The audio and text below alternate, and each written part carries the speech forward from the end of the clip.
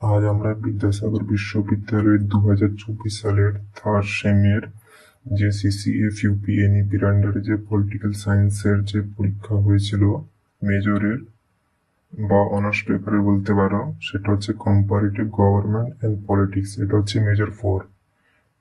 তো আমরা আজকে একটু প্রশ্নগুলো দেখে নিব কি কি প্রশ্ন আছে। এগুলো হচ্ছে ইংলিশ ভার্সন, তাই আমি এগুলো পড়ছি না, আমি বাংলাগুলো পড়বো, তাই একটু নিচের দিকে স্ক্রল ডাউন করছি।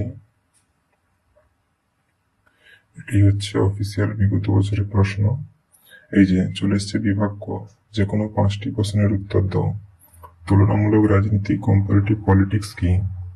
রাষ্ট্রপতি শাসিত সরকারের 2টি বৈশিষ্ট্য উল্লেখ করো। একক ইউনিটারি সরকার ব্যবস্থার 2টি বৈশিষ্ট্য উল্লেখ করো। গ্লোবালাইজেশন অ্যান্ড ইটস ডিসকন্টেন্স বইটির লেখক কে? গণতান্ত্রিকরণ বলতে তুমি কি বোঝো? আনুপাতিক প্রতিনিধিত্ব কি?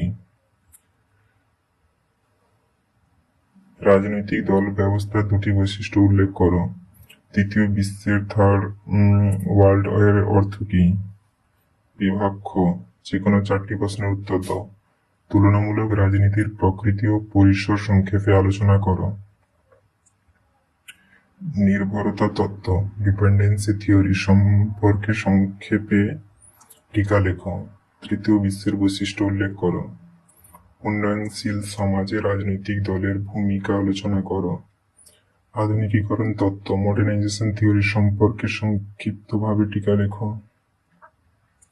গণতন্ত্র এবং গণতান্ত্রিকরণের মধ্যে পার্থক্য উল্লেখ করো।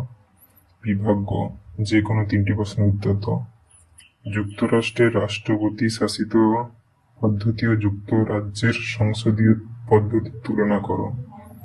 ভারতকে কেন্দ্র করে যুক্তরাষ্ট্রীয় ফেডারেল সরকার পদ্ধতির বৈশিষ্ট্য আলোচনা করো। নির্বাচনী ব্যবস্থার বিভিন্ন প্রকারভেদ ও প্রতিনিধিত্ব তত্ত্ব আলোচনা করো। ডেভিড হেলকে অনুসরণ করে গণতন্ত্রের বিভিন্ন মডেলগুলি বর্ণনা করো। চীনের গণপ্রজাতন্ত্রী রাষ্ট্রের পিপলস রিপাবলিক অব চায়না সাংবিধানিক বৈশিষ্ট্য আলোচনা করো। এগুলি হচ্ছে 2024 সালের NEP political science honours major 4 এর বিগত বছরের প্রশ্ন।